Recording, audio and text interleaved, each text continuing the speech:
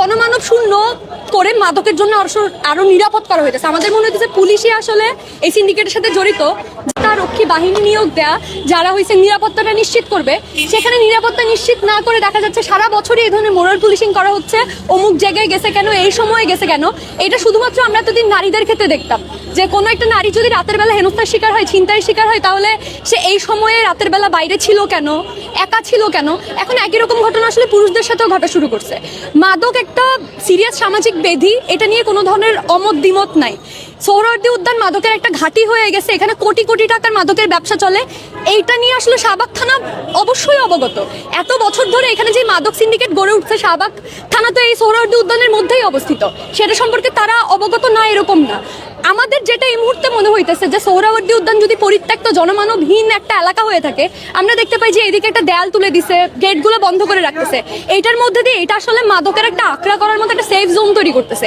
সেটা প্রশাসন, পুলিশ, আইন, বেআইন এইগুলো মানে জোর জবরদস্তির মাধ্যমে সাধারণ মানুষ যাতে সোহরাওয়ার্দী উদ্যানে না যায়, সেটা যাতে মাদকের অভয়ারণ্য হয়ে উঠতে পারে, সেটার জন্য আসলে পুলিশ এই ধরনের কাজ করতেছে।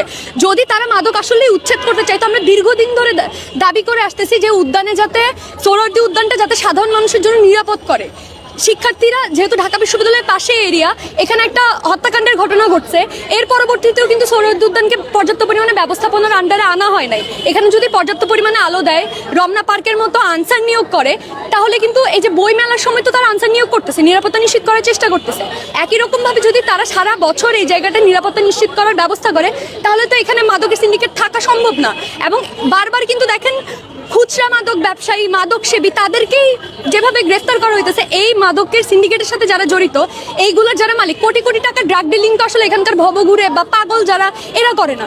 ওই কোটি টাকার ব্যবসা যেসব ব্যবসায়ীরা করে, তাদেরকে কিন্তু কখনো গ্রেফতার করা হয় না। আমরা কখনো শুনি না যে সোহরাওয়ার্দী উদ্যানের ড্রাগ লর্ডকে, সেটা আমরা জানিও না, তাকে গ্রেফতার করা হয়েছে। ক্ষমতার রদবদল হয়, এই গত 2 বছরে আমরা 3বার ক্ষমতার পালাবদল দেখলাম, কিন্তু এখানকার ড্রাগ লর্ড কারা, এই সিন্ডিকেট কারা চালে, সেটা কিন্তু আমরা এখনো অবগত না।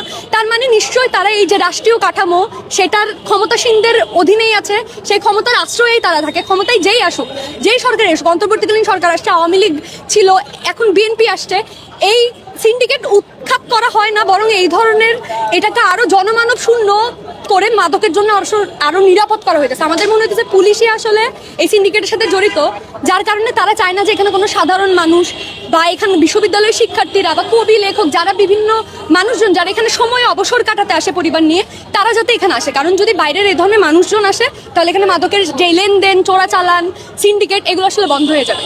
আমাদের দাবি সোহরাওয়ার্দী উদ্যানকে যাতে মানুষ একটা সুস্থ পরিবেশ পায়, মানুষ যাতে এখানে দিনের বেলা হোক রাতের বেলা হোক আড্ডা দিতে পারে, গান বাজনা করতে পারে, ছবি আঁকতে পারে, এটার জন্য একটা নিরাপদ পরিবেশ নিশ্চিত করা। সেই নিরাপদ পরিবেশ নিশ্চিত করা পুলিশ এসে 2 দিন পর পর এভাবে এলো পাথারি সবাইকে হচ্ছে নেশাগ্রস্ত বলে মারধর করার মধ্যে দিয়ে সম্ভব না। সেটার জন্য প্রয়োজন পর্যাপ্ত পরিমাণে ব্যবস্থাপনা, প্রশাসনিক লোক নিয়োগ করা যারা এখানকার নিরাপত্তা নিশ্চিত করবে, আলো, সিসিটিভি ক্যামেরা এইগুলো নিশ্চিত করা, সেটা তারা করতেছে না।